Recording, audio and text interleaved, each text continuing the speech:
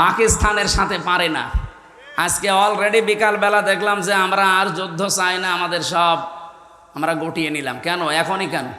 গরুর মদ খাওয়া জাতি তো। আমার এই দেশে যখন কথা বলতে দেয়নি, বিশেষ করে এই 15, 16, 17, 18, 19, 20 এই সালগুলোতে আমি বেশিরভাগ ছিলাম এই কলকাতা, আসাম, এই সমস্ত দেশে। মুশরিক দুনিয়াতে যারা, এদের সবচাইতে বেশি ভয় মরণের। যে কোনো ভাবে একটু মরণের ভয় দেখাবেন, পাগল হয়ে যাবে। আপনাকে বাপ না, আপনাকে দোলা ভাই বলবে। আমি লালমনিরহাটে একবার একটা বর্ডার এলাকায়, এই যে বিজিবি যারা আমাদের আছে এখন, বিডিআর, ওরা মাত্র 11 জন মিলে এখানে দায়িত্বে আছে। বর্ডারের ওই পাশে আছে ওরা 22 জন ভারতীয়রা। ওনারে আমি জিজ্ঞাসা করলাম, ওনারা কয়জন আছে? বলছে আমরা মুসলমান এখানে আছি 11 জন। আর ওই কলে ওরা আছে প্রায় 22 জন। তা আপনাদের ভয় লাগে না? ওরা 22 জন, আপনারা 11 জন, যদি আক্রমণ করে পারবেন? হুজুর শুধু দোয়া করে ছেড়ে দেন, ওদের 22 জন না 33 জন হোক, ওদের একেবারে বাপ বলাবো, শুধু দোয়া করে ছেড়ে দেন। পারে না। এই জন্যে পাকিস্তানের সাথে আজ পেরে দিচ্ছে না। কেন? কারণ যে কয়টা পাঠিয়েছে, 40 জনকে গতকালকে পাঠিয়েছিল পাকিস্তান, সব লিখিত সই নিয়ে যে আমরা মরব, এই সিদ্ধান্ত নিয়ে আল্লাহর নামে সই নিয়ে যা। ওরা একজনও মরে নাই, সব আক্রমণ করে আবার ফেরত এসেছে। ওরা সাহস এমনি পায়নি। এর 3 দিন আগে, মাত্র 3 দিন আগে, প্রথম যেদিন আক্রমণ চালাবে ওই দিন ক্যাপ্টেন তার বাবা আর্মির যিনি চিফ আছে তাকে ডাক দিয়ে বলেছে, দেখেন আমার ছেলে আমি যুদ্ধের ময়দানে পাঠাচ্ছি দেশ রক্ষার জন্যে, মানবতা রক্ষার জন্যে। কারণ ওরা মিথ্যা, প্রথমেই মিথ্যার উপরে ভর করে ওরা যুদ্ধ চালাতে চায়। এই ইন্ডিয়া 54 বছর আমাদেরকে দাঁড়াতে দেয়নি, পুরাটা মিথ্যার উপরে। পাকিস্তানের ওপরও মিথ্যা তথ্য দিয়েছিল যে আমরা জঙ্গি ঘাঁটিতে বিমান হামলা করছি। তা আপনি মসজিদ ভাঙলেন কেন? আপনি জঙ্গি ঘাঁটি যদি পান, সেখানে বিমান মারেন, তামাম দুনিয়া আপনাদের সাপোর্ট দেবে। আপনি মসজিদ ভাঙলেন কেন? মাদ্রাসা ভাঙলেন কেন? শিশু মেরে ফেললেন কেন? এটার জবাব দেওয়া লাগবে না? এই জন্যে পাকিস্তানের দল মত আর নেই, সব এক হয়ে গেছে। এরা এক হয়ে, এমনকি আর্মির প্রত্যেকের বাবা এসে এসে বলছে, আমার ছেলেকে আমি পাঠিয়ে দিলাম মানবতার জন্যে, ইসলামের জন্যে, দেশ রক্ষার জন্যে, যান। কিন্তু আমার ছেলে যদি পেছনে গুলি লাগে, আমার ছেলেকে নিয়ে আসবেন না, ওরে সাগরে ফেলে দেবেন, বন জঙ্গলে রেখে আসবেন, ওরকম ছেলে আমার দরকার নেই। যে ছেলের যদি সামনে গুলি লাগে, আমার কাছে নিয়ে আসবেন। ও ক্যাপ্টেন মারা গেছে, ওনারে নিয়ে আসার সময় বাবা জিজ্ঞাসা করছে, নিয়ে আসলেন মানে? বলছে, বাবা আপনি যা বলেছিলেন ওই কথা আমরা ঠিক রেখেছি। আপনার এই ছেলের পেছনে একটা গুলিও লাগে নাই, বুকে লিখেছে 22টা গুলি লিখেছে। তো এদের সাথে গরুর মদ খাওয়া লোক, শুকর খাওয়া লোক, এরা পারবে? এখন বাধ্য হয়ে সেই মাছ না পেয়ে ছিপে কামড় দেবে। আমাদের এদিকে ওরা টার্গেট নিতে পারে, এজন্য সাবধান থাকা লাগবে। কি কথা বোঝেন? সাবধান থাকা লাগবে। ওয়ালা তাজিদান্নাহুম আহরাসান নাসি আলা হায়াতি ওয়া মিনাল্লাযিনা আশরাকু, সূরা বাকারার ভেতরে আছে, হে নবী, ওয়ালা তাজিদান্নাহুম, লামে তাকিদ নুনে সাকিলা, আল্লাহ গ্যারান্টি দিয়ে জানিয়েছেন। কারণ বানিয়েছে কে? উনি বানিয়েছে, উনি জানে না আপনার মনের খবর? ও মুশরিকদের মনের খবরও জানে। এই জন্য জানিয়েছেন যে দুনিয়ায় সবচাইতে বেশি মরণকে ভয় পায় 2টা জাতি। 1 নম্বরে মুশরিক। কারা? আহরাসান নাসি আলা হায়াতি ওয়া মিনাল্লাযিনা আশরাকু। এই পৃথিবীতে সবচাইতে বেশি জীবনের উপরে মায়া মহব্বত দেখতে পাবেন মুশরিকদের। এই জন্য ওদেরকে যদি একটু 2-1টা ফেলে দেওয়া যায় না, ও জীবনের মতো আর মাথা উঁচু করে দাঁড়াতে পারবে না। আমরা যে কথা বলতে চাই যে 28 বার আপনারা চেষ্টা চালিয়েছেন, একবারও সফল হতে পারেননি। 2800 বার চেষ্টা করলেও পারবেন না। কারণ 3500 বার কষ্ট পাওয়া লাগবে, দুঃখ পাওয়া লাগবে, এরপরে তো শান্তির মুখ চোখে দেখবে। কোরআনের আয়াত আমরা 100% বিশ্বাস করি, করি কিনা? সেই বিশ্বাস নিয়ে বলছি, যারা দুনিয়ার মানুষের সম্মান নিয়ে সিনিমিনি খেলেছে এতদিন, আগামীতে যারা এই দেশের দায়িত্বে আসবে, কেউ যেন মানুষের সম্মান নিয়ে সিনিমিনি খেলতে না পারে, সেই ব্যবস্থা দেশে করা লাগবে ইনশাআল্লাহ। 1 বার 2 বার 3 বার সুযোগ দিলে তো মানুষ ভালো হয়ে যায়, 14 বার সুযোগ দিয়েও আপনি ভালো হচ্ছেন না। আপনার কপালে আর হেদায়েত নেই। কারণ মানুষ যখন পাপ করতে করতে সীমা ছাড়িয়ে যায়, যখন সম্মানিত মানুষদেরকে অসম্মান করা শুরু করে, সূরা আলে ইমরানের 4 নম্বর পারা 12 নম্বর পৃষ্ঠা 9 নম্বর লাইনে আছে, এটা শেষের দিকে আছে, ইন্নামা নুমলি লাহুম লিয়াজদাদু ইসমা ওয়া লাহুম আযাবুম মুহিন। রব্বুল আলামিন বলেন, মানুষের পাপের বোঝা যখন ছাড়িয়ে যায় তখন আমি তাকে অপমানজনক শাস্তির ভেতরে ফেলে দেই। এজন্য তামাম দুনিয়া এখন ঘৃণা করছে। ইন্নাল মুলুকা ইযা দাখালু ক্বরিয়াতান আফসাদুহা ওয়া জাআলু ইজ্জাতা আহলিহা আযিল্লা ওয়া কাযালিকা ইয়াফআলুন। সূরা নমলের 34 নম্বর আয়াতের ভেতরে আল্লাহ জানিয়েছেন, কোন স্বৈরাচার, ফ্যাসিস্ট, কোন জালেম এরা যদি কোনো এলাকায় যায়, কোনো এলাকার দায়িত্ব পায়, সর্বপ্রথম তারা 4টা কাজ করে। 1 নম্বরে ইদা দাখালু ক্বরিয়াতান আফসাদুহা, ওই এলাকায় তারা বিশৃঙ্খলা তৈরি করা, ভীতিপূর্ণ অবস্থান তৈরি করে। ফাসাদ মানে বিশৃঙ্খলা, ফাসাদ মানে ভীতিপূর্ণ অবস্থা। এই 15.5 বছরে এটা ছিল, এটা কি ওয়াজ করার দরকার আছে? কি অবস্থায় ছিলাম বলেন তো? আমার তো মনে হয় আমি 3 বছর জেলে ছিলাম, একটা নিরাপদে ছিলাম। বাইরে যারা ছিল তারা একটা আতঙ্কে ছিল, তারা একটা জেলখানায় ছিল। এই যে পাশে যে 2 জন বসে আছে, এ বাইরে ছিল কিন্তু জেলেই ছিল, এনারাও ছিল। এই যে মানুষগুলো শুধু আমরা 2 জন 3 জন না, আমার মনে হয় সারা বাংলাদেশের শুধু ওই 14 দল বাদ দিয়ে যারা আমরা সবই জেলখানা ছিল। কেউ 4 দেওয়ালের ভেতরে, কেউ 4 দেওয়ালের বাইরে। ভেতরে যারা ছিলাম তারা তো একটু খাবার মাবার পেতাম হালকা পাতলা, আর বাইরে এরা কোনে বনে জঙ্গলে, এই লবণের খেতে কোথায় কোথায় তারা রাত কাটিয়েছে। 2 নম্বরে ওয়াজাআলু ইজ্জাতা আহলিহা আযিল্লা, ওই দেশে যারা সম্মানিত মানুষ তাদেরকে তারা অসম্মান করে। এটা কি বলা লাগবে আর? এই দেশে যারা সবচাইতে বেশি সম্মানিত মানুষ, যারা 3 বারের প্রধানমন্ত্রী, তাকেও ছাড়ে নাই। 1 কাপড়ে বাড়ি থেকে বের করে দিয়েছে। কি অসম্মান বলেন তো? এই বিধবা মহিলাটা কি কান্না ওই দিন আপনি দেখেছেন? তামাম দুনিয়া কাঁদছিল, কিন্তু স্বৈরাচার কাঁদে নাই, ও আরো আনন্দ করেছে। শুধু বাংলাদেশ না, আপনাদের শুধু এই পাশের জেলা, এটা পিরোজপুর না, পাশের জেলা পিরোজপুরের সন্তান না আল্লামা দেলাওয়ার হোসাইন সাইদি রহমতুল্লাহ আলাইহি, উনি তামাম দুনিয়ার কাছে পরিচিত। বিশেষ করে মুসলিম বিশ্ব যারা, তাদেরকে তারা ওনাকে নিয়ামত মনে করে আল্লাহর। কাবা শরীফের ভেতরে আজ পর্যন্ত এই বাংলাদেশ থেকে মাত্র 2 জন প্রবেশ করতে পেরেছে। একজন এই আল্লামা সাইদি, আর 2 নম্বরে রাজশাহী বিশ্ববিদ্যালয়ের ভিসি ডক্টর এম এ বারি। এই 2 জন ছাড়া আজ পর্যন্ত এ দেশের কোনো রতি মহারতি ঢুকতে পারে না কাবা শরীফের ভেতরে। তার সম্মান নিয়ে সিনেমিনি খেলা, এমনকি তাকে ধর্ষণ মামলা পর্যন্ত দিয়েছে। যে মহিলাকে সাজিয়ে নিয়ে এসেছিল, অ্যাডভোকেট তাজুল ইসলাম জিজ্ঞাসা করছে, এই মেয়ে, এই আল্লামা সাইদি ধর্ষণ করেছে? জি। তোমার জন্ম তারিখ কত? তোমার তো জন্ম হওয়া লাগবে যখন ধর্ষণ করেছে। বলছে আমার জন্ম 1975-এ। ধর্ষণ করেছিল কত সালে? 1971-এ।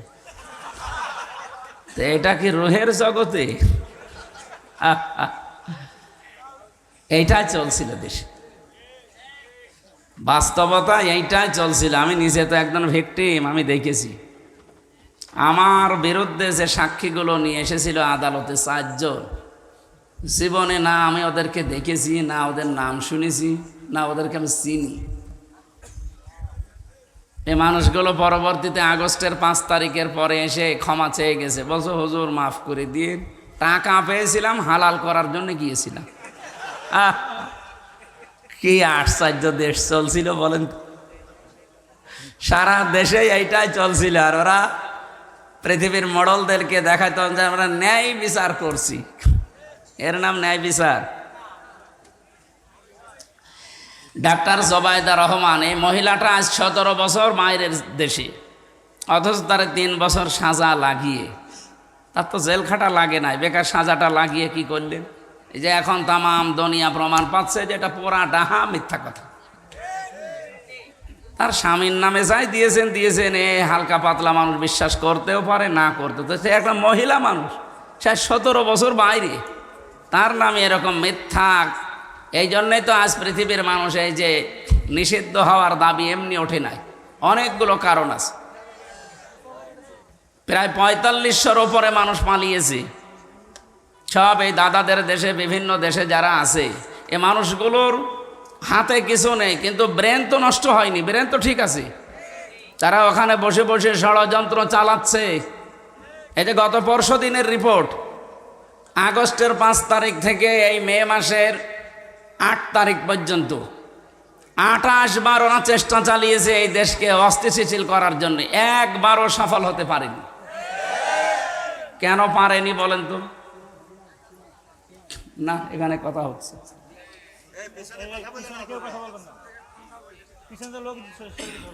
দাঁড়িয়ে কেন? ওখানে বসে পড়েন, এই জায়গায় বসে পড়েন না, সামনে আসেন। ওখানে বসেন না, সামনে আসেন, তাড়াতাড়ি করেন, কথা বলা যাবে না ভাই। এই যে নিস্তব্ধ মানুষ শুনছে না, এভাবে একটু শুনতে দেন। আমরা কিছু শিক্ষামূলক কথা বলে তাফসিরে যাব 2-4 মিনিট, একটু এদিকে তাকান। সূরা আলাম নাসরা 5 এবং 6 নম্বর আয়াতের কিছু অনুপ্রেরণামূলক কথা আছে। এই যে ওদের 28 বারের ষড়যন্ত্র সফল হয়নি, কেন হয়নি? আল্লাহ পাক বলেন, ফাইন্না মাআল উসরি ইসরা, ইন্না মাআল উসরি ইসরা, অবশ্যই কষ্টের পরে সুখ। না, হয়নি। আপনি আলেম, আমি ভুল বলবার আপনি ঠিক বলবেন মানে?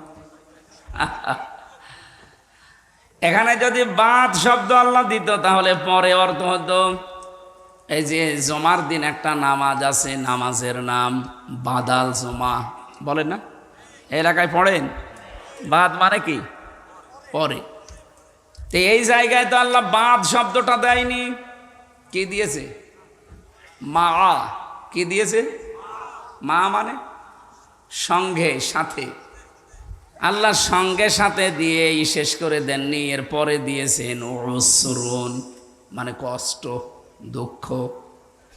আল্লাহ কষ্ট দুঃখ দেওয়ার আগে একটা আলিফ লাম লাগিয়ে এটা মারেফা করে নির্দিষ্ট করে দিয়েছেন। কিন্তু এর পরের শব্দ ইসরা, এটার আরবি অর্থ, বাংলা অর্থ সুখ, শান্তি, স্বস্তি, নিরাপত্তা, কল্যাণ, 33টা অর্থ আছে। কিন্তু এই শব্দের আগে আপনি আর আলিফ লাম পাবেন না। পরা কোরআন শরীফে যেখানে আল্লাহ উসরুন দিয়েছেন, দেখবেন আলিফ লাম লাগিয়ে ওটা নির্দিষ্ট একটা কষ্ট। কিন্তু ইসরা যেখানেই পাবেন আলিফ লাম নেই। আমি চিন্তা করেছিলাম আয়াত নিয়ে, কেন আল্লাহ দিলেন না? 1টা 2টা না, ভার্সিটিতে থাকাকালীন প্রায় 42টার উপরে আমি তাফসির এক জায়গায় মিলিয়েছি, একটাতে শুধু এর জবাব পেয়েছি।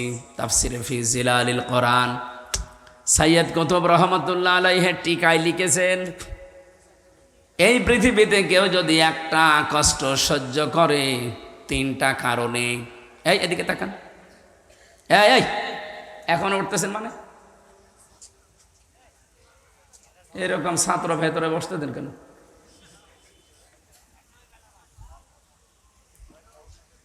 একজন এসে কাঁদছিল বাবার কাছে, ছেলে কাঁদিস কেন? যে রেজাল্ট দিয়েছে। রেজাল্ট দিয়েছে তো ভালো, পাস না ফেল? কথা বলে না। পাস করেছিস না ফেল করেছিস? কথা বলেন। এই কানের নিচে 2টা দিয়েছে। আব্বা ফেল করলে তো কথা ছিল, ছিলাম 5-এ, নামিয়ে দিয়েছে 3। এখন আমার 5-এ উঠতে আরো 2 বছর লাগবে। তাই আমি কি মনের দুঃখে এমনি কাঁদতেছি যে আমি কেমন রেজাল্ট করলাম যে স্যাররা রাগ করি আমারে। ওই ক্লাসেও যদি থাকতে দিত তাও তো 1 বছর থাকতে পারত। 3 নামিয়েছে, এখন আমার 5-এ উঠতে আরো কয় বছর লাগবে? এখনো 2 বছর। তাই আমার মনে হয় 1 ঘন্টা যদি আপনি বসে থাকতে না পারেন, আপনারা আমরা এবার এই মাহফিলের পরে 5 থেকে 3 নামিয়ে দেব। দেখেন এবার ওঠেন তো। আর বাংলায় কথা বলছি ভাই, 1 ঘন্টা 1.5 ঘন্টা যদি আপনি এক জায়গায় বসে থাকতে না পারেন, ওই রকম মানুষের যদি বিবাহ শাদী দেন, ওর বউ জীবনও টেকবে না। টেকবে? হ্যাঁ, টেকবে না। আপনারা যতই লবণ এলাকার মানুষ হন না কেন, জীবনও বউ টেকবে না, চলে যাবে, শেষে এই বাগেরহাটের বদনাম হবে। যে উঠতে যাবে হাত ধরে 1 ঘন্টা বসিয়ে রাখবে, সে মুরব্বী হোক। এবার আসেন এই আয়াতের মূল শিক্ষায়। আল্লাহ পাক যেহেতু উসরুন ইসরা দিয়েছেন, একটা কষ্ট যদি আপনি দুনিয়ায় সহ্য করেন 3টা কারণে, কয়টা? যে কোনো কারণেই কষ্ট পেলে, দুঃখ পেলে, কষ্টের সাথে সাথে আল্লাহ সুখ দেবে, কথা কোরআনে নেই। কিন্তু কষ্টটা যদি আপনার 3টা কারণে হয়ে থাকে, মাস্ট বি, আল্লাহ যেহেতু ইন্না দিয়েছেন, মাস্ট বি, অবশ্যই আপনার সাথে আল্লাহ কষ্টটার পরেই সুখ একটা একটা করে, কয়টা? কমপক্ষে 70টা। 70টা সুখ ওর সাথে আল্লাহ মিল করে রাখবে, একটার পর একটা শান্তি সুখ আপনি পেতেই থাকবেন। আমি আবার বলছি, কষ্ট পেলেই কিন্তু হবে না, কষ্টটা পাওয়া লাগবে। কয় কারণে? আরো জোরে। আমি নাম ধরেই বলছি, হাসিনা যেদিন বিদায় নেয় কষ্ট পায়নি। বেশ, না পেলে কাঁদছিল কেন? কি কন্দন দেখেছেন? আমার মনে হয় স্বামী মরে গেল, মহিলা তো কাঁদেনি, 2 দিন কাঁদছিল। তার মানে কষ্ট পেয়েছে না পায়নি? কষ্ট পেলেই সুখ পাবেন না। কয়টা কারণে বললাম? 1 নম্বরে আপনার কষ্ট যদি হয় আল্লাহর জন্যে, 2 নম্বরে আপনার কষ্ট এই দুনিয়ায় যদি হয় রাসূলুল্লাহর জন্যে, 3 নম্বরে আপনার কষ্ট যদি হয় মানবতার জন্যে। এই 3টা কারণে যদি একটা কষ্ট আপনি ভোগ করেন, মাস্ট বি, এর সাথে সাথে আমার আল্লাহ 70টা সুখ শান্তি আপনাকে দেবে। এ ওয়াদা মিথ্যা হতে পারে? সিস্টেম অপর পৃষ্ঠায় দেখুন, যেহেতু আল্লাহ এটা রিপিট করেছেন, এই জন্য পরের শব্দটা কি? ইন্না মাআল উসরি ইসরা, অবশ্যই কষ্টের পরে সুখ। এ কথা আল্লাহ ডবল করে বললেন কেন? আপনি আগেরটা শুনলে যেমন ভালো লেগেছে আপনার যে কষ্টের সাথে, তাহলে সুখ আছে 70। ঠিক এইরকম ভাবে কোনো মানুষ যদি একটা সুখ ভোগ করে, একটা শান্তি দুনিয়ায় পায়, কিন্তু শান্তি আর এই সুখ যদি হয় অবৈধ, অবৈধ সুখ নেই দুনিয়ায়। যারা পরকীয়া প্রেম করে, শান্তি নেই, সুখ নেই না? এলাকায় এসব চলে না? চলা তো দরকার। যারা এগুলো করেন বলেন তো, তাদের কি সুখ শান্তি না পেলে এমনি করে? তারা 2-3টা ছেলে মেয়ে রেখে ধুয়ে চলে যাচ্ছে আল্লাহর রাস্তায়, তার মানে সুখ অবশ্যই পেয়েছে না পায়নি? এই কি বৈধ সুখ না অবৈধ? আরো জোরে বলেন। এক একটা অবৈধ সুখ ভোগ করলে অশান্তি পাবেন কয়টা? কমপক্ষে 70টা। বেগাইরি হিসাবটা বাদ দিলাম আমরা, যেহেতু একটা নেকির কাজে সর্বনিম্ন আছে 10, এরপরে 70, এরপরে 700, এরপরে আরো বেশি, আমরা মাঝখানেরটা ধরলাম। আপনি হিসাব করে বলেন, এক একটা অবৈধ সুখে যদি 70টা অশান্তি, কষ্ট, অপমান, অপদস্থ, অকল্যাণ, দুঃখ আল্লাহ দেয়, এই 15.5 বছরে যারা ছিল তারা কি বৈধ ভাবে না অবৈধ? আমি বাংলায় বলছি কারণ আমি নিজে, আমার 33 বছর বয়স, 92 সালে আমার জন্ম। আমি 3 বার ভোট দিতে পারতাম 18 বছর থেকে শুরু করলে, একবারও পারি নাই। কি? আরে ভাই, আমি একবার না জেলখানায় ছিলাম, মাফ করে দিলাম, বাকি 2 বার। একবারও যখন পারি নাই, তাহলে যারা ছিলেন আপনারা অবৈধ ছিলেন। আমার নিজেরটা, আপনারটা যা বলবেন বলেন। এই হিসাবে এই 15.5 বছরে যারা সুখ পেয়েছে, শান্তি পেয়েছে, এই সুখটা কি বৈধ সুখ না অবৈধ? সুখ পায়নি তারা? কত মানুষকে মিথ্যা মামলা দিয়ে সুখে ছিল তারা। মনে আছে আমার কাছে টাকা পায়, আমার বাড়ি থেকে নিয়ে গেল, যে বলছে 10টা লাখ টাকা পাঠান, নাই 50টা মামলা দেব। মনে আছে টাকা আমার বাবার কাছে ওরা পায়, টাকাগুলো চাচ্ছে। এভাবে বহু মানুষ বহু কিছুর মালিক হয়েছে, কিছু কোলাঙ্গার অবৈধ অফিসারের কারণে। আর তাদের ওই জের এখন এই যে পেছনে দাঁড়িয়ে আছে এই পোশাকের ওপর পড়ছে। এরা তার ওইভাবে কোটি কোটি টাকা আত্মসাৎ করে নাই, মানুষের জিনিস মেরে খায় নাই, অথচ এদের পোশাকটা এখন কালার করে ফেলেছে ওই কিছু কোলাঙ্গার অফিসারের কারণে। এই জন্য আমরা চাই এই যে 1628 জন মানুষ যারা দায়িত্বে ছিল একটাও যেন দায়িত্বে না থাকে, সবগুলো পেছনে লাত্তি দিয়ে তাড়িয়ে দেন, কোনো দরকার নেই। এগুলো সব হয় জালেম, নাই জালেমদের দোষ। এদের কারণে আজ এই পোশাকটা পর্যন্ত এখন কালার হয়ে গেছে। কত সম্মানিত পোশাক এটা, এখন মানুষ আর সম্মান দেয়। কিন্তু দোষ তো এদের না, দোষ তো ওইগুলো, এই বেনজির, এই মনিরুল, এই হাবিব, সে হাউং আঙ্কেল তো আর নাম তো পাল্টিয়ে গেছে, হাউং আঙ্কেল। আমি ওই ছোট হুজুরটার সাথে ছিলাম জেলখানায়, ওই পিসকে হুজুর যেটা মাদানি, আমারে বলছে হামজা ভাই আমি এমনি মানুষ ছোট, আমার এই পর্যন্ত, আমার আর ওরা এক ঘরে দিয়েছিল, আমি এমনি ছোট মানুষ, আমার জিনিসপত্রও ছোট, আসলেও ছোট।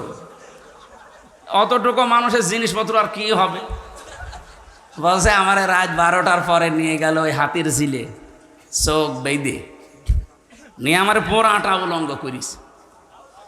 একটা অর্ধ উলঙ্গ মেয়ে লোক নিয়ে এসে আমার সামনে দাঁড় করিয়ে ওর মাজার ওপরে, এই যে কাঁধের ওপরে হাত দিয়ে সিগারেট হাতে ধরিয়ে ছবি তুলছে।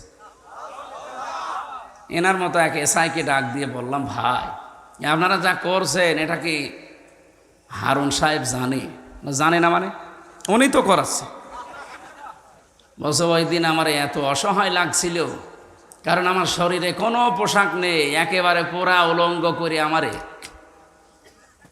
আমি ছোট মানুষ হই কিন্তু আমার বয়স তো ঠিক আছে, ওর বয়স কিন্তু ওই সময় ছিল 27, এখন 31, আমার মাত্র 3 বছরের ছোট, 2 বছরের। ওই সময় আমি একটা মন থেকে যে কান্না আসছিল ভেতর থেকে, আর আমি মাজলুম ওই সময়, ইত্তাকি দাওয়াতাল মাজলুম ফাইন্নাহা লাইসা বাইনাহু ওয়া বাইনাল্লাহি হিজাব। নবীজি বলেন মাজলুমের বরদোয়া থেকে বেঁচে থাকবা, কারণ মাজলুমের বরদোয়া আর আল্লাহর ভেতরে কোনো পর্দা নেই, সঙ্গে সঙ্গে চলে যায়।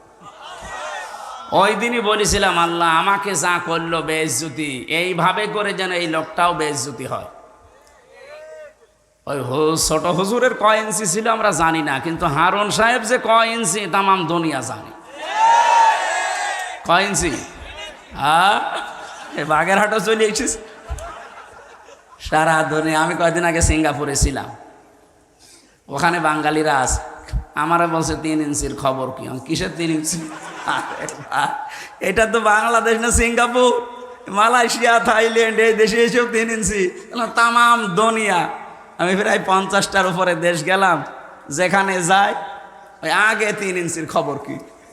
নাম বলে না কেউ, যে ওনার নাম যে হারুন, এটা নবীর নাম, অথচ পুরা নামটা এখন গায়েব হয়ে গেছে, ওনার নামটা চলে এসেছে ওই ইঞ্চি ইঞ্চি। সম্মানিত ভাইরা, একটা অবৈধ সুখ যারা ভোগ করছেন, এভাবে বহু সুখ ভোগ করেছেন 15.5 বছরে, বহু শান্তি পেয়েছেন, কিন্তু আপনি নিজেও জানতেন যে এই সুখ, এই শান্তিগুলো অবৈধ সুখ, এগুলো বৈধ সুখ না। আমার কুষ্টিয়ায় যে 2 লোক, হানিফ সাহেব আর ইনু সাহেব, আমি নিজে গ্যারান্টি দিচ্ছি যদি আমার সাথে এমপি দাঁড়ায় আর জীবনে যদি পাশ করতে পারে আমি মিষ্টি খাওয়াবো।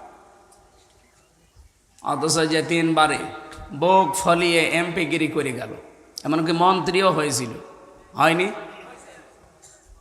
তারা সুখ পায়নি। এই যে অবৈধ সুখ যারা ভোগ করলেন এই 15.5 বছরে, কসম আল্লাহর, প্রতিটি অবৈধ সুখের পেছনে সাথে সাথে আল্লাহ 70টা করে অশান্তি রেখে দিয়েছে।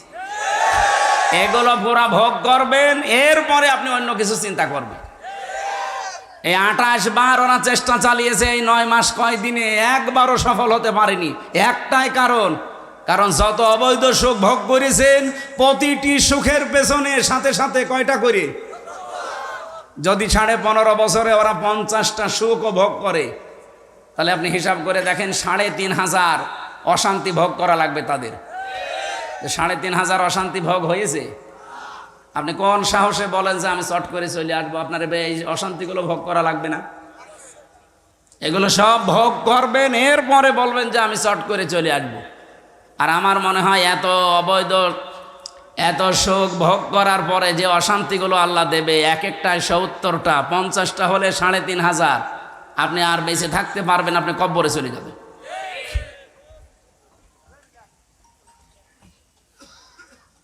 এখানে যারা আছে এই মানুষগুলো ওখানে বসে বসে, ওদের ব্রেন তো ঠিক আছে, ওদের মেধা এখনো নষ্ট হয়ে যায়নি। এই মেধা দিয়ে, এই ব্রেন দিয়ে ওখান থেকে বিভিন্ন চালতেছে, বিভিন্ন ষড়যন্ত্র পাঠাচ্ছে। এ কারণেই তো দেশের লোক এখন সব একদল হয়ে গেছে যে না, ও যতদিন পর্যন্ত বাইরে বৈধভাবে থাকবে ততদিন আমরা শান্তিতে নেই। দেশের লোক আমরা চাই এরা যেন নিষিদ্ধ হয়ে যায়।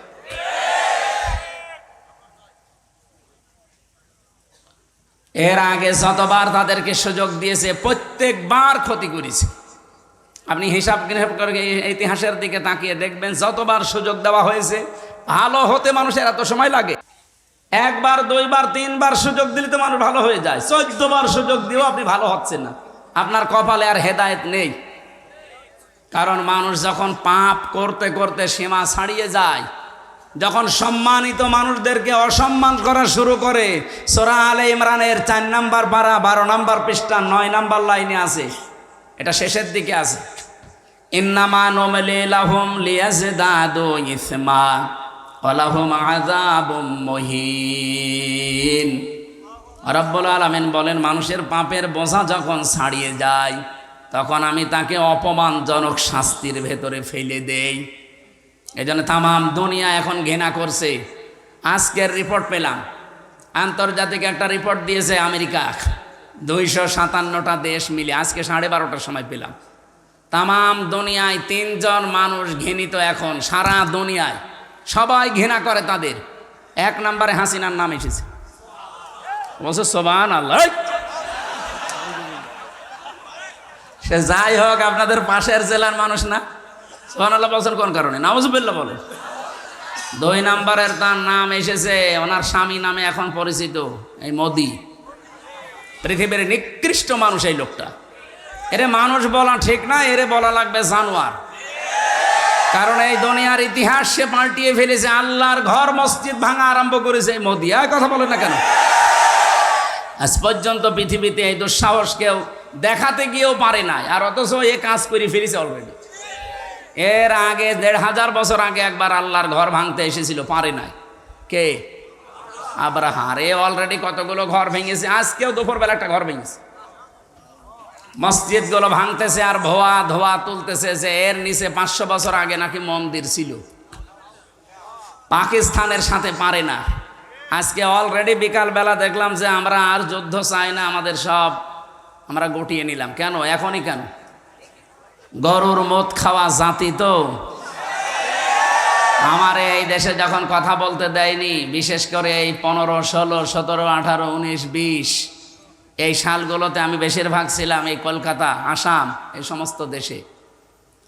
এই প্রদেশগুলোতে ঘুরে দেখেছি এই মুশরিক যারা, আমার আয়াতের ভেতরে যেহেতু শব্দগুলো আছে এই জন্য আমি এই আলোচনাটা নিয়ে আসলাম। মুশরিক দুনিয়াতে যারা, এদের সবচাইতে বেশি ভয় মরণের। যে কোনো একভাবে একটু মরণের ভয় দেখাবেন, পাগল হয়ে যাবে। আপনাকে বাপ না, আপনাকে দোলা ভাই বলবে। আমি লালমনিরহাটে একবার একটা বর্ডার এলাকায়, এই যে বিজিবি যারা আমাদের আছে এখন, বিডিআর, ওরা মাত্র 11 জন মিলে এখানে দায়িত্বে আছে। বর্ডারের ওই পাশে আছে ওরা 22 জন ভারতীয়রা। ওনারে আমি জিজ্ঞাসা করলাম, ওনারা কয়জন আছে? বলছে আমরা মুসলমান এখানে আছি 11 জন। আর ওই কলে ওরা আছে প্রায় 22 জন। তা আপনাদের ভয় লাগে না? ওরা 22 জন, আপনারা 11 জন, যদি আক্রমণ করে পারবেন? হুজুর শুধু দোয়া করে ছেড়ে দেন, ওদের 22 জন না 33 জন হোক, ওদের একেবারে বাপ বলাবো, শুধু দোয়া করে ছেড়ে দেন। পারে না। এই জন্যে পাকিস্তানের সাথে আজ পেরে দিচ্ছে না কেন? কারণ যে কয়টা পাঠিয়েছে, 40 জনকে গতকালকে পাঠিয়েছিল পাকিস্তান, সব লিখিত সই নিয়ে যে আমরা মরব, এই সিদ্ধান্ত নিয়ে আল্লাহর নামে সই নিয়ে যা। ওরা একজনও মরে নাই, সব আক্রমণ করে আবার ফেরত এসেছে। ওরা সাহস এমনি পায়নি। এর 3 দিন আগে, মাত্র 3 দিন আগে, প্রথম যেদিন আক্রমণ চালাবে ওই দিন ক্যাপ্টেন তার বাবা আর্মির যিনি চিফ আছে তাকে ডাক দিয়ে বলেছে, দেখেন আমার ছেলে আমি যুদ্ধের ময়দানে পাঠাচ্ছি দেশ রক্ষার জন্যে, মানবতা রক্ষার জন্যে। কারণ ওরা মিথ্যা, প্রথমেই মিথ্যার উপরে ভর করে ওরা যুদ্ধ চালাতে চায়। এই ইন্ডিয়া ৫৪ বছর আমাদেরকে দাঁড়াতে দেয়নি, পুরাটা মিথ্যার উপরে। পাকিস্তানের ওপরও মিথ্যা তথ্য দিয়েছিল যে আমরা জঙ্গি ঘাঁটিতে বিমান হামলা করছি। তা আপনি মসজিদ ভাঙলেন কেন? আপনি জঙ্গি ঘাঁটি যদি পান সেখানে বিমান মারেন, তামাম দুনিয়া আপনাদের সাপোর্ট দেবে। আপনি মসজিদ ভাঙলেন কেন? মাদ্রাসা ভাঙলেন কেন? শিশু মেরে ফেললেন কেন? এটার জবাব দেওয়া লাগবে না? এই জন্যে পাকিস্তানের দল মত আর নেই, সব এক হয়ে গেছে। এরা এক হয়ে এমনকি আর্মির প্রত্যেকের বাবা এসে এসে বলছে, আমার ছেলেকে আমি পাঠিয়ে দিলাম মানবতার জন্যে, ইসলামের জন্যে, দেশ রক্ষার জন্য, যান। কিন্তু আমার ছেলে যদি পেছনে গুলি লাগে, আমার ছেলেকে নিয়ে আসবেন না, ওরে সাগরে ফেলে দেবেন, বন জঙ্গলে রেখে আসবেন, ওরকম ছেলে আমার দরকার নেই। যে ছেলের যদি সামনে গুলি লাগে আমার কাছে নিয়ে আসবেন। ও ক্যাপ্টেন মারা গেছে, ওনারে নিয়ে আসার সময় বাবা জিজ্ঞাসা করছে, নিয়ে আসলেন মানে? বলছে, বাবা আপনি যা বলেছিলেন ওই কথা আমরা ঠিক রেখেছি, আপনার এই ছেলের পেছনে একটা গুলিও লাগে নাই, বুকে লিখেছে 22টা গুলি লিখেছি। তো এদের সাথে গরুর মদ খাওয়ালো, ওকে শুকর খাওয়ালো, ওকে পারবে? এখন বাধ্য হয়ে সেই মাছ না পেয়ে ছিপে কামড় দেবে, আমাদের এদিকে ওরা টার্গেট নিতে পারে। এজন্য সাবধান থাকা লাগবে। কি কথা বলছেন? সাবধান থাকা লাগবে।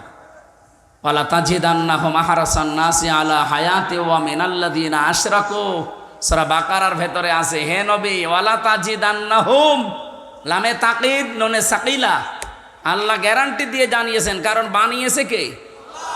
উনি বানিয়েছে, উনি জানে না আপনার মনের খবর? ও মুশরিকদের মনের খবরও জানে। এই জন্য জানিয়েছেন যে দুনিয়ায় সবচাইতে বেশি মরণকে ভয় পায় দুইটা জাতি। এক নম্বরে মুশরিক। কারা? আহরাসান নাসি আলা হায়াতি ওয়া মিনাল্লাযিনা আশরাকু। এই পৃথিবীতে সবচাইতে বেশি জীবনের উপরে মায়া মহব্বত দেখতে পাবেন মুশরিকদের। এই জন্য ওদেরকে যদি একটু দুই একটা ফেলে দেওয়া যায় না, ও জীবনের মতো আর মাথা উঁচু করে দাঁড়াতে পারবে না। আমরা যে কথা বলতে চাই যে 28 বার আপনারা চেষ্টা চালিয়েছেন, একবারও সফল হতে পারেননি। 2800 বার চেষ্টা করলেও পারবেন না, কারণ 3500 বার কষ্ট পাওয়া লাগবে, দুঃখ পাওয়া লাগবে, এরপরে তো শান্তির মুখ চোখে দেখবে। কোরআনের আয়াত আমরা 100% বিশ্বাস করি, করি কিনা? সেই বিশ্বাস নিয়ে বলছি, যারা দুনিয়ার মানুষের সম্মান নিয়ে সিনিমিনি খেলেছে এতদিন, আগামীতে যারা এই দেশের দায়িত্বে আসবে, কেউ যেন মানুষের সম্মান নিয়ে সিনিমিনি খেলতে না পারে, সেই ব্যবস্থা দেশে করা লাগবে ইনশাআল্লাহ। আজকের মাহফিল যেহেতু সবার জন্যে, সবাইকে সামনে নিয়ে কোরআনে কারীম গুরুত্বপূর্ণ একটা সূরার 4 ভাগের 1 ভাগ পড়েছি। একটা আয়াতের মাত্র 4 ভাগের 1 ভাগ। আমার এই মাথার ভেতরে আয়াত নিয়ে যত তথ্য আছে, কিয়ামত পর্যন্ত দিলে ভাই তথ্য শেষ হবে না, এত তথ্য আল্লাহ ঢুকিয়েছেন। আমরা চেষ্টা করবো এগুলো ডেলিভারি দেওয়ার। আল্লাহর শুকরিয়া আদায় করছি জবান খুলে আলহামদুলিল্লাহ। দরুদ আর সালাম পাঠ করছি আমাদের নবী মুহাম্মদুর রাসূলুল্লাহ সাল্লাল্লাহু আলাইহি ওয়াসাল্লামের প্রতি, যাকে আল্লাহ 3টা মিশন আর ভিশন দিয়ে দুনিয়ায় পাঠিয়েছিলেন। নবীজির মিশন কয়টা? আরো জোরে বলেন তো। নবীর মিশন যদি 3টা হয়, আমরা উম্মত, আমাদের ওই 3টা হওয়া দরকার না? নাকি ওই 4টা করবেন? না, 3টাই আমাদের মিশন। 1 নম্বরে তাওহীদ প্রতিষ্ঠা, এটা আপনার জীবনের মেন মিশন আর ভিশন বানিয়ে নেবেন। কিয়ামতের ময়দানে আল্লাহ রাব্বুল আলামিন তাওহীদ প্রতিষ্ঠায় যদি আপনাকে দুনিয়ায় দেখেন, অন্য কোনো আমল আখলাক যদি কমও থাকে আল্লাহ মাফ করে দেবেন। কারণ তাওহীদ এইটা প্রতিষ্ঠার জন্যে তামাম দুনিয়ায় আল্লাহ নবী আর রাসূল পাঠিয়েছিলেন। নবীজিকে আল্লাহ ডাকও দিয়েছেন সূরা আলে ইমরান 3 নাম্বার পারা 17 নাম্বার পৃষ্ঠার 2 নাম্বার লাইনের 64 নাম্বার আয়াতে পাবেন এটা। কুল ইয়া আহলাল কিতাবি তাআলাউ ইলা কালিমাতিন সাওয়াইম বাইনানা ওয়া বাইনাকুম আল্লাহ না'বুদা ইল্লাল্লাহ ولا نشرك به شيئا ولا يتخذ بعضنا بعضا أربابا من دون الله فإن تولوا فقولوا اشهدوا بأننا مسلمون। একটু খেয়াল করবেন ভাই, এটা এখন একে বাস্তবতার সাথে দরকার। আল্লাহ পাক বলেন, হে নবী, কিতাবে বিশ্বাসী যারা তাদেরকে ডাক দেন। এদেশে আমরা কিতাবে বিশ্বাসী না? কিতাবের নাম কি? আরো জোরে বলেন। অন্য ধর্মের যারা আছে তারাও তাদের একটা কিতাবে বিশ্বাসী। এ বাইরের দেশগুলোতে সফর করতে গেলে আমি যদি ট্রেনে যাই, বাসে যাই, জিজ্ঞাসা করলাম সেদিন থাইল্যান্ডে একজনকে, আপনার নাম কি? নাম বলার পরে দেখলাম লোকটা ইহুদি। আপনার নবীর নাম কি? বলছে জোসেফ। জোসেফ মানে মুসা আলাইহিস সালাম। হযরতে মুসা নবী বলে আমরা যাকে চিনি, ওরা নাম পাল্টিয়ে জোসেফ বলে ডাকে। সেদিন মালয়েশিয়া খ্রিস্টানের সাথে দেখা হয়েছিল, বললাম নাম কি? জিজ্ঞাসা করার পরে নাম বলে, নবীর নাম কি? বলে যিশু। যিশু মানে ঈসা আলাইহিস সালাম। ওরা দাউদ নবীকে ডাকে ডেভিড বলে। আমাদের জাতির পিতা যিনি, হযরতে ইব্রাহিম আলাইহিস সালাম নাকি বঙ্গবন্ধু? এইটা নিয়ে আমার রিমান্ডে টর্চার করতো শয়তানরা। আমার জাতির পিতার নাম কি? যাই বলেছি বঙ্গবন্ধু, নাম ইব্রাহিম আলাইহিস সালাম। সঞ্জয় দত্ত ওই লোকটার নাম। আমারে উল্টাপাল্টা গালি গালাজ দিয়ে, সারা দেশের মানুষ মানে বঙ্গবন্ধু, আর ইব্রাহিম আলাইহিস সালাম কে? কে মানে মুসলিম জাতির পিতা, এটা আল্লাহর ঘোষণা দেওয়া।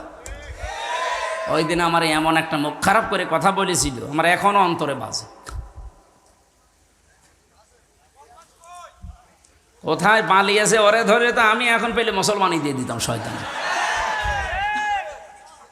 আমার নাম দেখেই তো বোঝা যাচ্ছে যে মুসলমানই দিইনি। আর আমার যতগুলো রিমান্ডের অফিসার অধিকাংশগুলো এই মালায়ন করতো। এমনকি জেলখানায় 3 বছরে আমার যা কারারক্ষী ভাগে পড়তো সব দেবদুলাল, সুব্রত বালা, অসিত কুমার, আশিক রায়, এইরকম মানুষ। নাম শুনেই মনে হচ্ছে যে এই আল্লাহর ওলি নাকি। আল্লাহ রসুলে বিশ্বাস করে না, হামজার দাম আছে ওর কাছে, আলেম জালেম ওর কাছে সব সমান। 3টা বছর ফাঁসির কন্ডেম সেলের ভেতরে তালা লাগিয়ে রেখে দিয়েছে। একদিন মাঝে মাঝে হিন্দু তো কিছু বলাও যায় না। একদিন বললাম যে দাদা, সারাদিন শুধু এই যে 24 ঘন্টা তালা লাগানো, একটু বাইরেও যেতে দিন না। আবার সিসি ক্যামেরা লাগিয়ে রেখেছেন, কেউ যেন আমার সাথে কথা না বলে। একটা কথা হলো, আপনার মানবতা নেই? যে কি হুজুর কি বলবেন বলে। আমাদের একটা বই নিয়ে এসে দিন, অন্তত পড়ি। ওরে আল্লাহর ওলি, বই নিয়ে এসেছে বঙ্গবন্ধুর আত্মজীবনী। ও ছাতা পড়ে আমি করবো কি? পরে বলছে ভালো বই নিয়ে আসবো, পরে নিয়ে এসেছে বঙ্গবন্ধুর ছেলেবেলা। হলো কার কাঁঠাল পেড়ে খেয়েছে, আম পেড়ে খেয়েছে, সেই কথা লিখা হইতা পড়ে আমি কি পাবো ওর ভেতরে? হুজুর লাইব্রেরিতে বঙ্গবন্ধু কর্নারে, এছাড়া কোনো বই নেই। ভালো বই নিয়ে আনবেন। ভালো বই এবার নিয়ে এসেছে বঙ্গবন্ধুর চীন সফর, ছাতা সব ওইটা। বললাম আর আপনার বই নিয়ে আসার দরকার নেই। ওই ইমেল বিল্ডিংয়ে একজন আছে, এটিএম আজহারুল ইসলাম, যার মুক্তির জন্য অনেকে তাল বাহানা করছে। দায়িত্বে যারা আছেন, এই যে তারিখ যেটা দিয়েছেন, এই তারিখে যদি সত্যি বাঙালিকে হাইকোর্ট দেখাতে চান না, এবার কিন্তু দেওয়ালে পিঠ থেকে গেছে। আর আগস্টের 5 তারিখ কি শেষ হয়ে গেছে? আমরা চাই এই নির্দোষ মজলুম মানুষটাকে এই তারিখে যেন আর কোনো তাল বাহানা না করে মুক্ত জীবনে ছেড়ে দেওয়া হবে। এটা চান না আপনারা? চান না?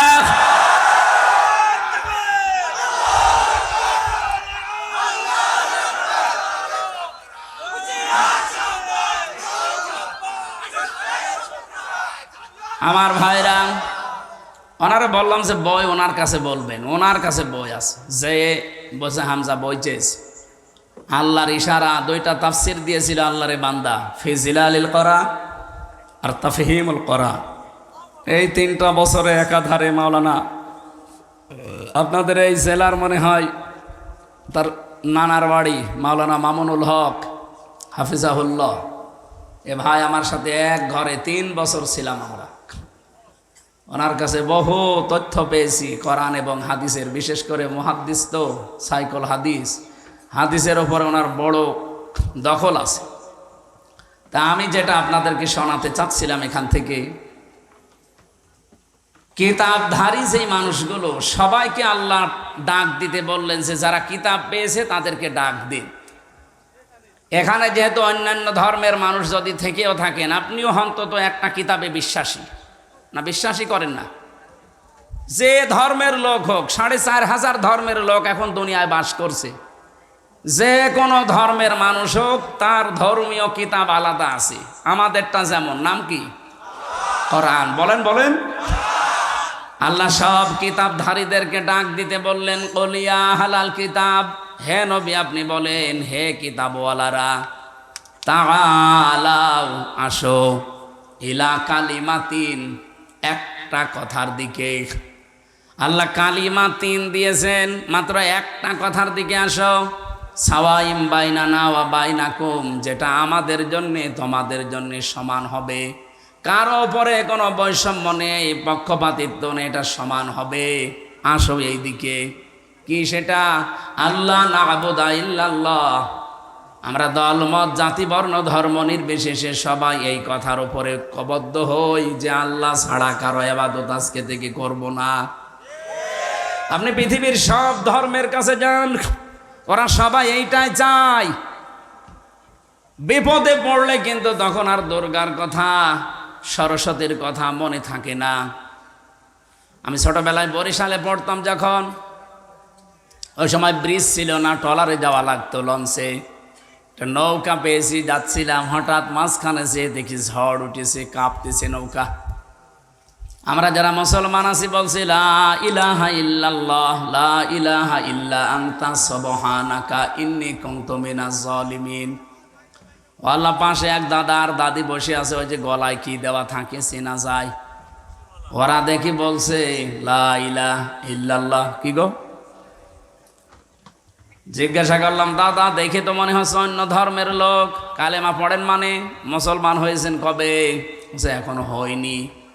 কালেমা পড়েন কেন? আমারে বলছে, দেখো যে ঝড় উঠেছে, এ ঝড়ে মা কালী দুর্গার কাজ না, এ আল্লাহ লাগবে। এখানে কালী দুর্গা দিয়ার হবে না, আল্লাহ লাগবে। সবাই এটা বিশ্বাস করে যে একজন আছে, কিন্তু বাপদাদার ধর্ম মানতেছে মানতেছে মানতেছে, এই কারণে হয়তো ফিরে আসতে পারে না। এখানে সবাই যেহেতু একজনের ওপরে আছি আমরা। আপনি ইহুদিদেরকে বলেন, হয়তো তারা 3 খোদা 2 খোদায় বিশ্বাসী, ওরা বলে আল্লাহ একজন আছে কিন্তু তার ছেলে আছে উযাইর আলাইহিস সালাম। খ্রিস্টানরা তৃতীয়বাদে বিশ্বাস করে, আল্লাহ একজন আছে জানি, কিন্তু তার স্ত্রী আছে মারিয়াম, তার ছেলে আছে ঈসা। বলেন নাউজুবিল্লাহ। কোরআনে কারিমে আল্লাহ তাদের বর্ণনাও দিয়েছেন বিভিন্ন জায়গায়। আল্লাহ এই জন্য সূরা ইখলাস নাজিল করে আমাদেরকে শুনিয়েছেন, কুল হুয়াল্লাহু আহাদ আল্লাহুস সামাদ লাম ইয়ালিদ ওয়া লাম ইউলাদ ওয়া লাম ইয়াকুল লাহু কুফুয়ান আহাদ। বলেন আল্লাহু আকবার। হে নবী আপনি বলেন আল্লাহ কয়জন? আরো জোরে বলেন। তিনি অভাবহীন, তার কোনো অভাব নেই। তিনি কাউকে জন্ম দেননি, তাকেও কেউ জন্ম দেয়নি। তার সমকক্ষ আকাশ আর জমিনে আর কেউ নেই। এই 4টা জিনিসের ওপরে আমাদের ঈমান। আমরা যারা ঈমানদার দাবি করছি, এই 4টা জিনিসের ওপরে এই দেশে অন্য কিতাবের বিশ্বাসী যারা, তারাও অন্তত একজনকে বিশ্বাস করে বিপদে পড়লে। সেদিন যশোরের কলেজের এক অধ্যাপক, বিসিএস ক্যাডার, ওনারে বললাম যে স্যার আপনার মুসলমান হওয়া লাগবে না, আমি আপনাকে জোর করে মুসলমান বানাতে ইচ্ছা করলে বানাতে পারতাম। কারণ এই দেশে আপনারা মাত্র 4-5 ভাগ, আর আমরা শুধু মুসলমানই 92 ভাগ। ভারতে যেমন চিটারি করে, বাটপারি করে, অত্যাচার জুলুম নির্যাতন করে তারা কি চালাচ্ছে আপনারা দেখতে পাচ্ছেন। আমরাও করলে করতে পারতাম, কিন্তু আমাদের ধর্মে এটা নেই। লা ইকরাহা ফিদ্দিন। আমাদের ধর্মে বাড়াবাড়ি আছে। জোর জবরদস্তিও নেই। তা আপনাকে আমি একটা আহ্বান জানাই, আপনি আমাদের ধর্মীয় গ্রন্থ কোরআনে কারিম এটা বাংলায় অথবা ইংরেজিতে একটু ভালো করে পড়বেন, বুঝে বুঝে। আল্লাহর ইশারা উনি 3 মাস পরে দেখি নিজের থেকেই মুসলমান হয়ে গেছে। এই জন্য সবাই জানে যে একজন আছে, শুধু বিবেকটা একটু হালকা কাজে লাগালেই এ পৃথিবীর কোনো মিথ্যা ধর্মে মানুষ আর থাকবে না। কিন্তু এই বিবেকটা কাজে লাগে না, এই জন্যে মানুষ আসতে চায় না। এই যে গিরিশচন্দ্র সেন, আপনি কি মনে করেন লোকটা কি জ্ঞানী কম ছিল কোরআনের উপরে? ও কোরআনের বঙ্গ অনুবাদ করেছে, তাফসিরও লিখেছে। এখানে শামীম ভাই সহ যত অফিসার বলেন, যত আলেম ওলামা আছে, আমি গ্যারান্টি দিলাম পড়া কোরআনের প্রতিটি শব্দের অর্থ আপনার জানা আছে। কথা আপনি বলতে পারবেন না, পারবেন না, কেউ পারবে না। আমি পড়িয়েছিলাম বিশ্ববিদ্যালয়ে থাকাকালীন পুরাটা, কিন্তু আমার মনে নেই। এখন আমার আবার দেখা লাগবে। আপনি চিন্তা করতে পারেন, কোরআনের উপরে সেই 5 পাস করার পরে তো এর উপরে আছি আমি। আমার এর উপরে অনার্স মাস্টার্স করা, আমি ডক্টরেটও করব এর উপরেই, আমার কাম এলো করা এর উপরেই, সারা জীবন চলছে এর উপরে। অথচ আমার এখনো আয়ত্ত হয়নি। কতবার যে পড়া কোরআন শরীফ খতম করেছি আমি জানি, আর আমার আল্লাহ জানে। এরপরও আমার আয়ত্ত নেই। আর তাফসির করতে গেলে যারা লেখে তাফসির জিজ্ঞাসা করেন, এক একটা শব্দের একাধিক অর্থ আপনার জানা থাকা লাগবে, নয়তো আপনি তাফসির করে মেলাতে পারবেন না। দরবা শব্দের অর্থ কোনো জায়গায় মারা, কোনো জায়গায় সফর করা, কোনো জায়গায় দৃষ্টান্ত দেওয়া। এখন যে জায়গায় যে অর্থটা অ্যাপ্রোপ্রিয়েট হবে, খাটবে, ওইটা ওই জায়গায় আপনাকে ব্যবহার করা লাগবে। আপনি মারা অর্থ যদি সফর করার অর্থ করেন, কিয়ামত পর্যন্ত মিলাতে পারবেন? তাহলে এ লোকটা কত বেশি কোরআন পড়েছে আমার চাইতে কোরআন বেশি পড়েছে, বেশি বুঝেছে, বেশি লিখেছে। কিন্তু লোকটা মারা যাওয়ার পরে তাকে কিন্তু আর কবরে দেওয়া হয়নি, জানাজাও হয়নি, পুড়িয়ে ফেলেছে। আপনি নরসিংদী যান, শিবপুরে এখনো পর্যন্ত তার পৈতৃক ভিটা আছে। কি বুঝলেন এখান থেকে? এই লোকটার সব ছিল কিন্তু মন ছিল না। কারণ হেদায়েত পাওয়ার জন্য একটা মন লাগবে। ওই মন যদি কারো না হয়, আল্লাহ জোর করে হেদায়েত দেবে না। আল্লাহ ইচ্ছা করলে কিন্তু পারে, কিন্তু উনি ইচ্ছা করেন না। স্বাধীনতা আপনাকে দিয়ে দিয়েছে আর পাঠিয়েছে আল্লাহর এই কালামটা কোরআনে কারিম। এই যে সূর্যটা আলো দেয়, সূর্যের আলো দুনিয়ায় সবাই পায় না? না, আন্দাজ বলেন কেন? সূর্যের আলো অন্ধ পাবে? অন্ধ যাদের চোখ ভালো নাও পাবে? বলেন। এখন দোষ কি সূর্যের না ওর চোখের? বলেন বলেন। এই দেশে যারা আমরা ইসলামের খাদেম বলে পরিচিত, আমরা সবাই কিন্তু ইসলামেরই খাদেম, কেউ ইসলামের মালিক না। কি ইসলামের মালিক আমরা?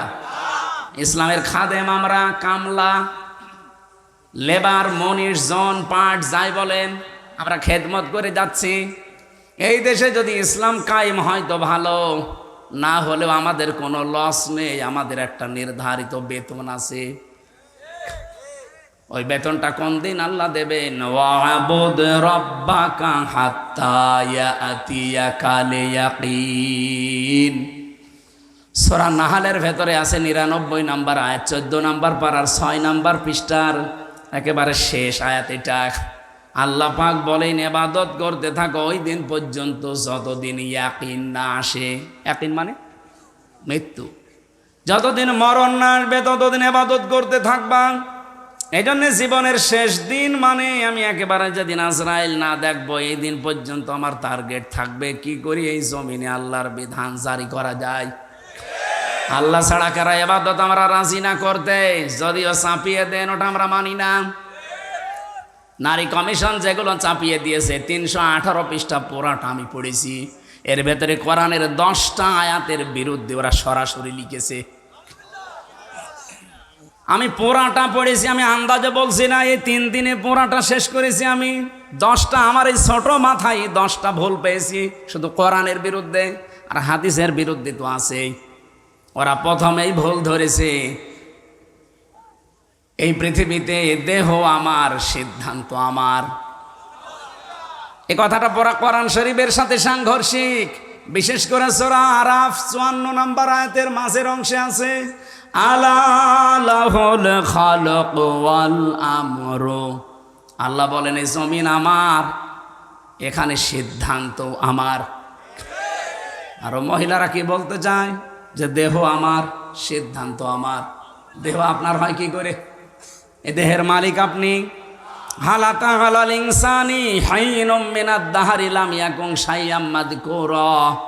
আল্লাহ বলেন আমির হামজা, এমন একটা সময় কি তোমার জীবনে যায়নি যে উল্লেখ করার মতো তুমি কিছু ছিলে না? আমার এই যে 33 বছর, বলেন তো 34 বছর আগে আমি কি উল্লেখ করার মতো কিছু ছিলাম? বলেন। দেহ আমার হয় কি করে? হ্যাঁ, আমার মা বাবা বিছানায় ছিল, এতটুকু তাদের দায়িত্ব। কোরআনে কারিমে সূরা ওয়াকিয়ার ভেতরে আছে তোমার মা বাবা শুধু বিছানায় ছিল, এ দায়িত্বই শেষ। বাকি ওই বীর্য থেকে শুরু করে পর্যন্ত কোনো দায়িত্ব তোমার মা বাবার আর নেই। পুরোটা আমি আল্লাহ নিজে প্রসেস করেছি। আপনি এখানে যদি কম্পিউটার ভেড়াতেন, এটা না দিয়ে আপনাকে এই স্ক্রিনে দেখাতে পারতাম বাবার স্ফলিঙ্গ দিয়ে দ্রুত গতিতে যে পানিটা বের হয়ে যায়। ফালিয়ানজুরিল ইনসানু মিম্মা খুলিকা মিম্মা দাফিকি ইয়াখরুজু মিন বাইনিস সুলবি ওয়াত তারাইব। রব্বুল আলামিন বলেন মানুষকে একটু ভাবে না, চিন্তা করে না যে কি জিনিস দিয়ে তারে বানালাম। বাবার স্ফলিঙ্গ দিয়ে দ্রুত গতিতে বের হয়ে যাওয়া এই নাপাক পানিটা মায়ের রেহেমের ভেতরে জমা হয়। বিজ্ঞান এখন দেখিয়েছে এক ফোঁটা পানি যখন বাবার নাপাক পানিটা বের হয়, এটা মায়ের রেহেম পর্যন্ত যেতে যেতে কমপক্ষে 40 কোটি মানুষ হতে পারে। এটা যদি সব আল্লাহ বাঁচিয়ে রাখতো আর মায়ের পেটে যদি ধারণ ক্ষমতা থাকতো, এক ফোঁটা বীর্যে 40 কোটি মানুষ আল্লাহ বানাতে পারে, সে ক্ষমতা ওর ভেতরে আছে। এগুলো যেতে যেতে মায়ের জরায়ুর দেওয়ালের সাথে ধাক্কা লেগে অধিকাংশগুলো মরে যায়, পড়ে যায়। শেষ পর্যন্ত আমি ওই জায়গায় গিয়ে পৌঁছিয়েছি। আপনি কেন বললেন যে দেহ আমার, সিদ্ধান্ত আমার? ওই জায়গায় 40 কোটির ভেতরে শুধু আমি একা বেঁচেছিলাম, বাকিগুলো কেউ ওখানে যেতে পারেনি। আমাকে যাওয়ার জন্য আমার মা আমার বাবাও সাহায্য করেনি। করেছিল কে? ওই জায়গায় যদি আল্লাহ আমাকে আকর্ষণ করে দিতেন, ওই জায়গা থেকে যদি আমাকে ফেলে জরায়ুর দেওয়ালের সাথে ধাক্কা দিতেন, কোন বাবা আপনার এই মুখ দেখাতো?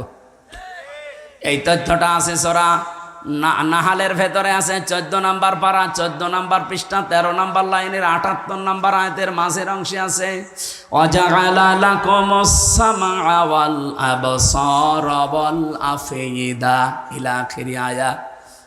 আল্লাহ পাক বলেন বাবার এইটা নিয়ে আমি আল্লাহ কমপক্ষে 4টা জিনিস বানাই। 40 দিন 40 দিন 40 দিনের প্রক্রিয়া আছে, 120 দিন লাগে।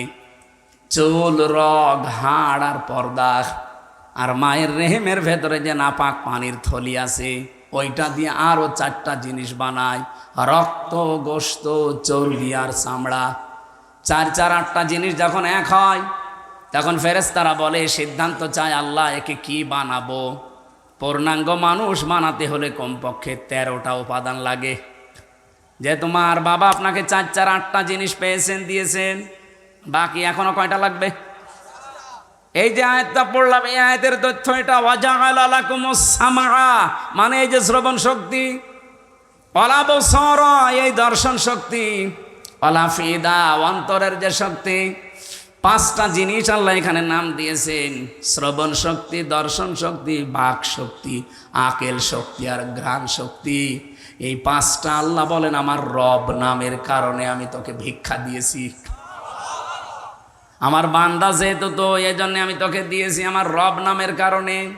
8 5 13টা জিনিস যখন এক হয়ে যায়, তখন আকৃতির তৈরি করার সিদ্ধান্ত আসে। ফেরেশতারা বলে ওয়াল্লাযী ইউসাউবিরুকুম ফিল আরহামি কাইফা ইয়াশা, তিনি সেই আল্লাহ যিনি মায়ের রেহেমের ভেতরে তোমাদের আকার আর আকৃতি তৈরি করেন। এই আকৃতি তৈরি করতে আল্লাহ আপনার মায়ের কাছে জিজ্ঞাসা করেছিল যে ফর্সা বানাবো না কালো বানাবো? বলেন। আল্লাহ নিজের সিদ্ধান্তে বানিয়েছেন, এমনকি কাউকে দেখে দেখে বানিয়েছেন তাও না।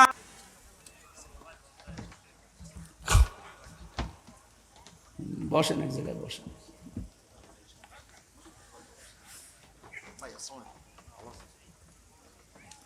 কাউকে দেখে দেখে আল্লাহ পাক এটা আমাকে আকৃতি দিয়েছেন এমন না। এই জন্যে ইন্নী ওয়াজ্জাহতু ওয়াজহিয়া লিল্লাযী ফাতারাস সামাওয়াতি ওয়াল আরদা হানিফা।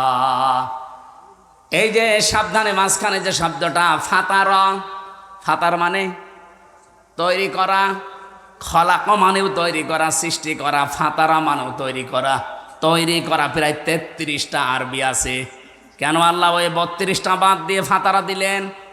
ফাতার শব্দের শাব্দিক অর্থ হচ্ছে এমনভাবে তিনি বানিয়েছেন কোনো নমুনা, কোনো আকার, কোনো মডেল ছাড়া। পেটের ভেতরে যে আমাদের আকৃতি আল্লাহ বানিয়েছেন, এটা কি একটা দেখি আর একটা না। বিজ্ঞান এখন দেখাচ্ছে আমাদের 3.5 হাত বডির ভেতরে কমপক্ষে 5টা জিনিস তো এমন আছে যেটা আজ পর্যন্ত কারোর সাথে মেলে নাই, কিয়ামত পর্যন্ত মিলবেও না। তার 1 নম্বরে হাতের এই ছাপ, এখানে 153টা রেখা আছে, আজ পর্যন্ত কারোর সাথে মিলছে না, কিয়ামতের আগে মিলবেও না। 2 নম্বরে আমাদের এই চোখের ভেতরে 5টা জিনিস আছে, money, less, lens, equal, deep equal. এগুলো আজ পর্যন্ত কারো মেলে নাই, মিলবেও না। 3 নম্বরে চামড়া, 9768 প্রকার চামড়া এই 3.5 হাত বডির ভেতরে আছে। এক একটা চামড়ার এক এক রকম গুণ। আশ্চর্যের বিষয়, আমি নিজে দেখেছি। আমার চামড়া, স্বামী ভাইয়ের চামড়া হয়তো মনে হচ্ছে এক। আমার চামড়া কেটে যাক, ফেটে যাক, ছিঁড়ে যাক, পুড়ে যাক, ওনার চামড়া কেটে লাগিয়ে দেবেন, ভালো হওয়া দূরের কথা, পছন্দ ধরবে, জীবনও ভালো হবে না। আমার চামড়া যদি আমার শরীরের কোনো জায়গা থেকে কেটে এনে লাগিয়ে দেন, ওটা কিছুদিনের ভেতরে আবার মিলে যাবে, ভালো হয়ে যাবে। আল্লাহ এখান থেকে একটা তথ্য দিতে চেয়েছেন, ওয়ালা তাজিরু ওয়াজিরাতুন বিজরা উখরা। আয়াতের ব্যাখ্যায় পাবেন, তাফসিরে মাযহারির ভেতরে আছে যে তোর চামড়ার সাথে শামীমের চামড়া মেলে না, আর কিয়ামতের দিন ও তোর পাপের বোঝা বহন করে নিয়ে যাবে। ও বলে তুই বিশ্বাস করিস? তুই একটা পাগল আর একটা ভণ্ড। এরকম পাগল আর ভণ্ড দেশে নেই। কত দরবার থেকে আওয়াজ উঠতেছে, কোনো চিন্তা নেই, বাবা আছে, বাবা পার করবে। বাবার কি হবে বাবা জানে, আর বাবা ইচ্ছা করলেও পারবে না, কারণ কেউ কারো বোঝা বহন, বলেন বলেন, কেউ কারো বোঝা বহন করবে না। এই জন্য কারো উপর ভরসা করবেন না, নিজের কাজ নিজে করে যান। চামড়ার পরে আমি দেখেছি আস্বাদন স্তর। এই যে আমাদের জহব্বার ভেতরে যে স্বাদ নেওয়ার স্তর আছে, বিজ্ঞান এখন জানিয়েছে এই কয়েক ইঞ্চি জহব্বার ভেতরে কমপক্ষে 2 কোটি আস্বাদন স্তর আছে।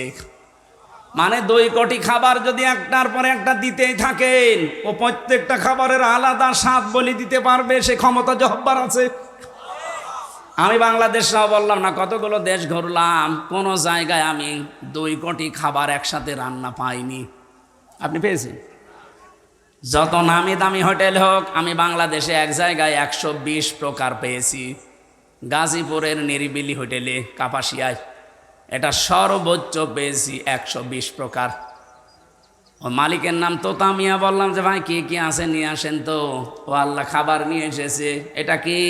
আচ্ছা, কাঁঠালের পাতা ভর্তা। আচ্ছা, কাঁঠালের পাতা ভর্তা এবার খাবার হইল? বাঁশের পাতা ভর্তা, বেগুনের পাতা ভর্তা, সব মিলিয়ে 120 প্রকার। আপনি চিন্তা করেন, সব মিলিয়ে বানাচ্ছে 120 প্রকার। আর আমার আল্লাহ মাত্র কয়েক ইঞ্চি জহব্বার ভেতরে স্বাদ নেওয়ার স্তর দিয়েছেন কত।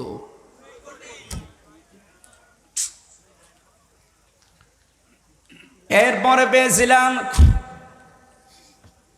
এই মাথার ভেতরে 70,000 তার দিয়েছেন আল্লাহ। এই প্রতিটি তার শরীরের বিভিন্ন জায়গায় আমার আল্লাহ সেট করে রেখেছেন। শুধু চামড়া খুলে ডাক্তারের কাছে যে দেখবেন কিভাবে আপনাকে ইঞ্জিনিয়ারিং কায়দায় আল্লাহ বানিয়েছে। আল্লাহ বলেন কোনো অস্তিত্ব ছিল না। আমি 40 দিন করে করে যখন খাবারের উদ্রেক দেখা দিল 6 মাসের ভেতরে, তখন আমি আল্লাহ একটা আকৃতি নিজে তোরে বানিয়ে দিলাম। ছেলে না মেয়ে এটা আমার সিদ্ধান্তে। নাকি কেউ সিদ্ধান্ত দিয়েছে? এটা সিদ্ধান্ত দেওয়ার পরে আস্তে আস্তে মায়ের খাবারের নাপাক রক্তটা আমি আল্লাহ বন্ধ করে দিয়ে নাভির ভেতর দিয়ে এটা আমি তোর নাভির ভেতরে পাস করে বাঁচিয়ে রাখলাম। আমি ইচ্ছা করলে এই নাপাক রক্ত তোর মুখ দিয়ে দিতে পারতাম। ও হামজা, এই পৃথিবীর ময়দানে তোর মুখটা আমি মায়ের পেটে পর্যন্ত পবিত্র করে রাখলাম যেন এই মুখটা নাপাক না হয়। অথচ দুনিয়া আসার পরে দেখি তোর এই মুখটা আর পাক থাকে না, নাপাক হয়ে যায়। কত মানুষ সুদের টাকা খায় এই মুখ দিয়ে, না এলাকায় সুদ নেই? এই যে টাকা ছেড়ে রাখে, মাসে মাসে 1000 টাকা দিলে 100 টাকা বেশি দেয়। এটা যারা করছেন জেনে রাখেন আপনি মায়ের সাথে জেনা করছেন। এ কাজে কারা আছেন হাত তোলেন তো। এই ওয়াজ মনে হয় এই এলাকার জন্য না, এই এলাকায় নেই। ভালো,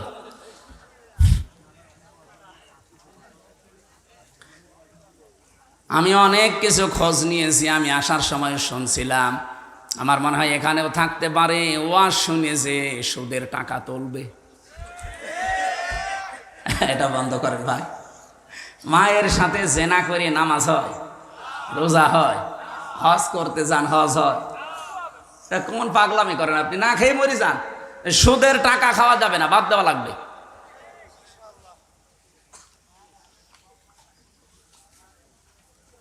যারা ঘুষ খান, শব্দটা যেহেতু শুনলেই বোঝা যাচ্ছে অবৈধভাবে ইনকাম করেছেন আপনি ঘুষের টাকা, এটা হারাম। এই জিনিসটা আপনি মুখ দিয়ে দেবেন, এই জন্য আমার আল্লাহ মুখটা পবিত্র রাখেন নাই। যত নাপাক জিনিস আছে মুখ দিয়ে আজকে থেকে বন্ধ। দরকার আমি এভাবে মরে চলে যাব খবরে, আমি নাপাক কোনো জিনিস আমার মুখ দিয়ে দেব না। এই মুখটা আমার আল্লাহ নিজে মায়ের পেটের ভেতরেও পবিত্র রেখে দিয়েছিলেন। বলেন সুবহানাল্লাহ। আল্লাহু আখরাজাকুম মিন বুতুনি উম্মাহাতিকুম লা তা'লামুনা শাইআ ইলা আখিরি আয়াত। তথ্যগুলো লম্বা করে বলতে গেলে বহু সময় যাবে। যেহেতু ওরা যে সিদ্ধান্তগুলো রায়গুলো দিয়েছে, নীতিমালাগুলো একটাও আমার কোরআনের সাথে মিলছে না। আর কোরআনের সাথে যেটা মেলে না সেটা আমার আল্লাহর পছন্দ। সুতরাং আমরা যখন সিদ্ধান্ত নিচ্ছি আল্লাহ বাদে কারো ইবাদত করব না, সুতরাং দল মত নির্বিশেষে এই দেশে জাতি বর্ণ ধর্ম সবাই আমরা জানাতে চাই এ কমিশন মানাতোদের কথা রিপোর্টও কমিশনই আমরা মানি না। মির্জা ফখরুল ইসলাম আলমগীর উনি পরশুদিন একটা কথা জানিয়েছে যে কমিশনের ভেতরে ইসলামিক স্কলার যারা, এরকম কোনো মহিলা যদি ওই 10 জনের ভেতরে 1-2 জন রাখতেন তাহলে এই বিতর্কতা হতো না। তারা আপনার ভুল ধরে দিত যে এই জায়গায় কোরআনের বিরুদ্ধে চলে যাচ্ছে। আপনি একেবারে সব বাবা শাহজালাল সব হালাল করতে গিয়ে সব সমান সমান করে দিলে হবে? নারী পুরুষের সমান অধিকার কিয়ামত পর্যন্ত সম্ভব না। আমি এখানে পুরুষ মানুষ, শুধু আমার নাভি থেকে হাঁটু পর্যন্ত একটা হাফ প্যান্ট পরিয়ে দেন, আমি কুষ্টিয়ায় চলে যেতে পারবো। আমার মতো 33 বছরের একটা যুবতী মেয়েকে আপনি হাফ প্যান্ট পরিয়ে ছেড়ে দেন তো যেতে পারি কিনা বলেন? এই জন্য আমার মনে হয় রিপোর্টগুলো যারা দিয়েছেন এরা মেয়াদ উত্তীর্ণ গাঁজা খেয়েছে। মেয়াদ আলা গাঁজা খেলেও তো এরকম রিপোর্ট কেউ দেয় না। মেয়াদ আলা গাঁজা খায় আমার লালনের মাজারে দেখি কুষ্টিয়ায়। মেয়াদ আলা গাঁজা খায় তো এজন্য পড়ে থাকে, পুলিশ পাহারা দেয়। পুলিশ যে পাহারা দেয় ওরা গাঁজা খায়, গাঁজা খেয়ে পড়ে থাকে, কথা বলে না। আর এরা গাঁজা খেয়েছে কিন্তু মেয়াদ উত্তীর্ণ হওয়া গাঁজা, এই কারণে এমন উল্টাপাল্টা বকতেছে। এগুলোরে আর বাইরে রাখা আমার মনে হয় ঠিক হবে না। দায়িত্বে যারা আছেন এদেরকে তাড়াতাড়ি পাবনায় পাঠিয়ে দেন। এই 4-5 দিন আগে পাবনায় গিয়েছিলাম পাগলা গারাত দেখতে, যে দেখি পাগল আর বেশি নেই। দায়িত্বশীল একজন বসে, হুজুর পাগল যা আসে সব ভালো হয়ে চলে যায়, ওইগুলো পাঠানোর দরকার। ওগুলো তো ভালো হচ্ছে না, ওগুলো পাঠানো দরকার। আল্লাহ নাবুদা ইল্লাল্লাহ, আল্লাহ বাদে কারো ইবাদত করা যাবে না, এটা ঐক্য হওয়ার ভেতরে মূল পয়েন্ট। নবীজির মিশন ছিল এইটা যে তাওহীদ প্রতিষ্ঠা করতে হবে। দুনিয়ার মানুষকে বলেছিলেন আসো আমরা এই একটা কথার উপরে ঐক্যমত হই যে আল্লাহ বাদে আমরা কারো ইবাদত করব না। যে যা করছেন করেন, কিন্তু আল্লাহ বাদে কারো ইবাদত, কারো বাবার ইবাদত চলবে না। ইবাদত হবে কার? ওয়ালা নুশরিকা বিহি শাইআ, আল্লাহর সাথে কোনোদিন আর শরীক করব না আজকে থেকে। এই যে শিন রা কাফ শিরকুন, এক একটা শব্দে লক্ষ লক্ষ কথা আমি তাফসিরে পেয়েছি। শিরিক বিল জাত, শিরিক বিল সিফাত, শিরিক বিল ইখতিয়ারা, শিরিক বিল হুকুক, এভাবে 120 প্রকার আছে। এটা তো একটা একটা করে পয়েন্ট ধরে বলতে গেলে এখন আবার লাগবে 2 ঘন্টা। এরপরে ওয়ালা ইয়াত্তাখিদা বা'দুনা বা'দান আরবাবাম মিন দুনিল্লাহ, রবের বহুবচন আরবাব। এ রবের অর্থ আছে 19টা, এর ভেতরে সামরাইজ করে পাওয়া যায় 5টা। এত ব্যাখ্যা করতে গেলে এরপরে আবার মানবাধিকার প্রতিষ্ঠা, এরপরে দিন প্রতিষ্ঠা,